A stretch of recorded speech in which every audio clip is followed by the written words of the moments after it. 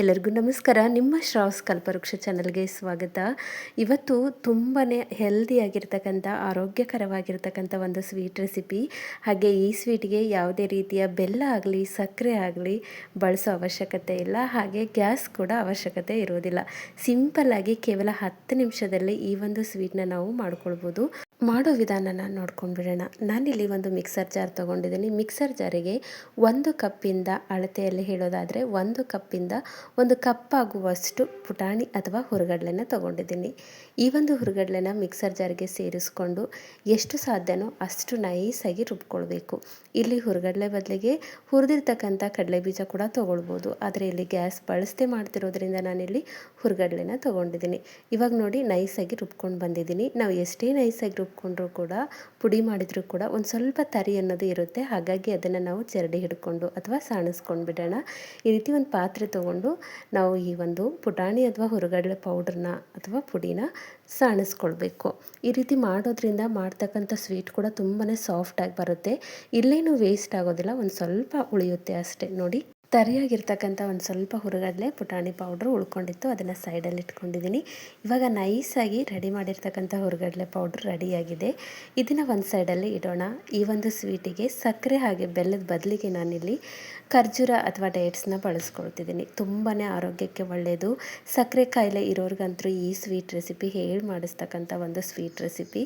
ಹೆಚ್ಚಾನೆಚ್ಚು ಸಕ್ಕರೆ ಹಾಗೆ ಬೆಲ್ಲನ ಬಳಸ್ತಕ್ಕಂಥ ಒಂದು ಸ್ವೀಟ್ನ ಸಕ್ಕರೆ ಕಾಯಿಲೆ ಇರೋರು ಬಳಸೋದಿಲ್ಲ. ಹಾಗಾಗಿ ಈ ರೀತಿ ಒಂದ್ಸರಿ ಟ್ರೈ ಮಾಡಿ, ತುಂಬಾ ಪರ್ಫೆಕ್ಟ್ ಆಗಿರುತ್ತೆ. ಹಾಗೆ ಸಕ್ಕರೆ ಅಂಶ ಇರದೇ ಇರೋದ್ರಿಂದ ನಡೆಯುತ್ತೆ. ದಿನಕ್ಕೆ 1 ಅಥವಾ 2 ಉಂಡೆ ತಿನ್ನೋದು ಉತ್ತಮ.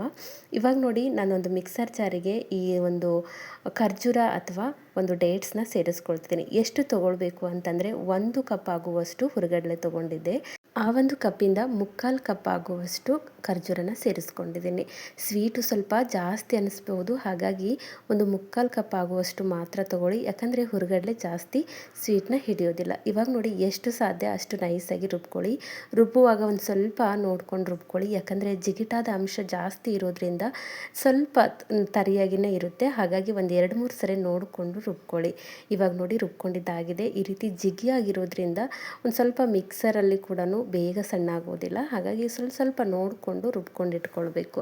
ಇವಾಗ ಇಷ್ಟು ರೆಡಿ ಆದರೆ ಸಾಕು. ಇದನ್ನು ನಾವು ಪುಡಿ ಮಾಡಿ ಇಟ್ಕೊಂಡಿರ್ತಕ್ಕಂಥ ಹುರುಗಡ್ಲೆಗೆ ಸೇರಿಸ್ಕೊಳ್ಬೇಕು. ನೋಡಿ, ಈ ರೀತಿ ಒಂದು ಸ್ವಲ್ಪ ತರಿ ಇದ್ದರೂ ನಡೆಯುತ್ತೆ. ಇವಾಗ ಈ ಒಂದು ರುಬ್ಕೊಂಡು ಇಟ್ಕೊಂಡಿರ್ತಕ್ಕಂಥ ಡೇಟ್ಸ್ ಮಿಶ್ರಣ ಅಥವಾ ಖರ್ಜೂರದ ಮಿಶ್ರಣನ ನಾನು ಇಲ್ಲಿ ಹುರುಗಡ್ಲೆ ಹಿಟ್ಟಿಗೆ ಸೇರಿಸ್ಕೊಳ್ತಿದ್ದೀನಿ. ಕಂಪ್ಲೀಟಾಗಿ ಎಷ್ಟು ನೀವು ತೊಗೊಂಡು ರುಬ್ಕೊಂಡಿರ್ತೀರಿ ಅಷ್ಟನ್ನು ಸೇರಿಸ್ಕೊಳ್ಳಿ. ನೋಡಿ, ಡೇಟ್ಸಲ್ಲಿ ತುಂಬಾ ಸ್ವೀಟ್ ಅಂಶ ಇರುತ್ತೆ. ಹಾಗಾಗಿ ಒಂದು 3/4 ಕಪ್ ಆಗುವಷ್ಟು ಮಾತ್ರ ತೊಗೊಳ್ಳಿ. ಜಾಸ್ತಿ ಆಯಿತು ಅಂತಂದರೆ ಸ್ವೀಟ್ ಜಾಸ್ತಿ ಅನ್ನಿಸ್ಬಿಡುತ್ತೆ. ಹಾಗಾಗಿ ಒಂದು 3/4 ಕಪ್ ಆಗುವಷ್ಟು ಬಳಸ್ಕೊಳ್ಳಿ.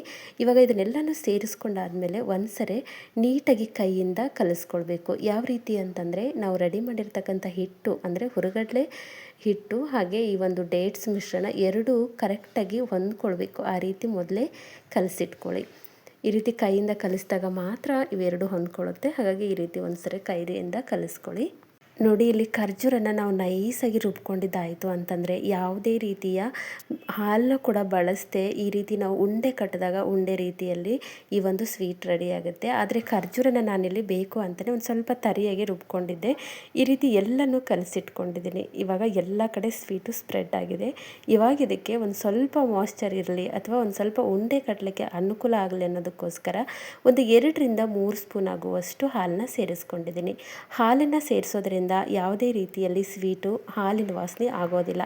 ಅದ್ರ ಜೊತೆಗೆ ನಾವು ಸೇರಿಸಿರೋದು ಕೇವಲ 2 ಸ್ಪೂನ್ ಆಗಿರೋದ್ರಿಂದ ಏನು ನಡೆಯುತ್ತೆ. 2-3 ಸ್ಪೂನ್ ಆಗುವಷ್ಟು ಹಾಲನ್ನ ಸೇರಿಸ್ಕೊಂಡು ಈ ರೀತಿ ಮತ್ತೆ ಕೈಯಿಂದ ಹಿಟ್ಟು ನಾದೋ ರೀತಿಯಲ್ಲಿ ಈ ಒಂದು ಸ್ವೀಟನ್ನು ನಾವು ಕಲಿಸ್ತಾ ಬರಬೇಕು. ನೋಡಿ, ಒಂದು ಮಾಯ್ಶ್ಚರಿಗೋಸ್ಕರ ಅಂದರೆ ಒಂದು ತೇವಾಂಶಕ್ಕೋಸ್ಕರ ಮಾತ್ರ ಇಲ್ಲಿ ಹಾಲನ್ನು ಕಲಿಸಿರೋದು.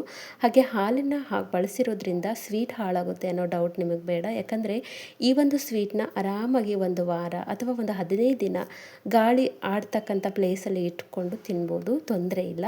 ಮುಚ್ಚಿ ಇಡೋದ್ರಿಂದನೂ ಕೂಡ ಯಾವುದೇ ರೀತಿಯ ಸ್ಮೆಲ್ ಆಗೋದಿಲ್ಲ. ಯಾಕಂದರೆ 1 ವಾರ ಅಥವಾ 15 ದಿನಕ್ಕೆ ನಿಮ್ಗೆ ಎಷ್ಟು ಬೇಕೋ ಅಷ್ಟು ಮಾಡಿಟ್ಕೊಂಡು ಮಾಡ್ಕೊಳ್ಬೋದು. ಹಾಗೆ ಇಲ್ಲಿ ಹಾಲನ್ನ ಬಳಸದೆ ಕೂಡ ಈ ಒಂದು ಸ್ವೀಟ್ನ ಮಾಡ್ಕೊಳ್ಬೋದು. ಅಂದರೆ ನಾವು ಡೇಟ್ಸ್ನ ನೈಸಾಗಿ ರುಬ್ಕೊಂಡಾಗ ಒಂದು ಮಾಯ್ಶ್ಚರ್ ಸಿಗುತ್ತೆ. ಹಾಗಾಗಿ ಹಾಲನ್ನು ಕೂಡ ಬಳಸ್ಕೊಳ್ಳೋ ಅವಶ್ಯಕತೆ ಇಲ್ಲ. ಹಿಟ್ಟನ್ನು ಈ ರೀತಿ ರೆಡಿ ಮಾಡ್ಕೊಳ್ಳಿ. ಈ ಒಂದು ಹಿಟ್ಟನ್ನು ನಾದೋ ರೀತಿಯಲ್ಲಿ ಹಿಟ್ಟನ್ನು ರೆಡಿ ಮಾಡಿಕೊಂಡು ನಿಮಗೆ ಯಾವ ಸೈಜಲ್ಲಿ ಬೇಕೋ ಆ ಸೈಜಲ್ಲಿ ಉಂಡೆಗಳನ್ನ ಕಟ್ಕೊಂಡ್ರೆ ಆಯಿತು. ಉಂಡೆ ಅಂತಲ್ಲ, ಬೇಕಂದ ಶೇಪಲ್ಲಿ ನೀವು ಒಂದು ಸ್ವೀಟನ್ನ ಮಾಡ್ಕೊಳ್ಬೋದು. ನಾನಿಲ್ಲಿ ಉಂಡೆಗಳನ್ನ ಕಟ್ಟಿ ಇಟ್ಕೊಳ್ತಿದ್ದೀನಿ. ನೋಡಿ ಎಷ್ಟು ನೈಸಾಗಿ ಸ್ವೀಟ್ ರೆಡಿ ಆಗ್ತಿದೆ. ಯಾವುದೇ ರೀತಿಯ ಪಾಕ ತಗೊಳ್ಳದೆ, ಬೆಲ್ಲ ಹಾಗೆ ಸಕ್ಕರೆ ಬಳಸದೆ ಈ ಒಂದು ಸ್ವೀಟ್ನ ತುಂಬಾ ಸಿಂಪಲ್ಲಾಗಿ ಇನ್ಸ್ಟೆಂಟಾಗಿ ಕೇವಲ 5 ನಿಮಿಷದಲ್ಲಿ ಮಾಡ್ಕೊಳ್ಬೋದು. ಹಾಗೆ ಗ್ಯಾಸಿನ ಅಭಾವ ಇರೋದ್ರಿಂದ ಈ ಸ್ವೀಟ್ ಕೂಡ ತುಂಬಾ ಹೆಲ್ಪ್ ಆಗುತ್ತೆ. ಹಾಗೆ ಸಕ್ಕರೆ ಕಾಯಿಲೆ ಇರೋರು ಈ ಒಂದು ಸ್ವೀಟ್ನ ದಿನನಿತ್ಯ ಒಂದು ಉಂಡೆ ತಿನ್ನೋದ್ರಿಂದ ಯಾವುದೇ ರೀತಿಯ ಸಮಸ್ಯೆ ಆಗೋದಿಲ್ಲ.